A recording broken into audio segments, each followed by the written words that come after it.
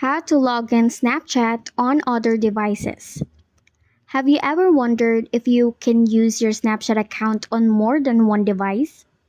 In this video, I will show you the step-by-step tutorial on how to manage a single Snapchat account across multiple devices. Make sure to watch until the end in order for you to do this on your own. Without further ado, let's get started.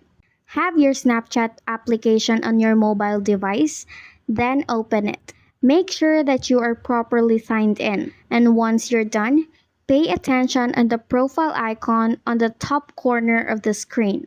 Once you click on it, select the settings icon.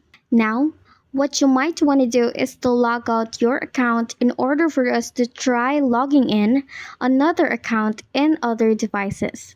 Now, instead of login, click on Switch Account. Just fill out all the necessary details in order for you to be logged in on this device. And there you have it. You have successfully logged in your Snapchat account on a different device.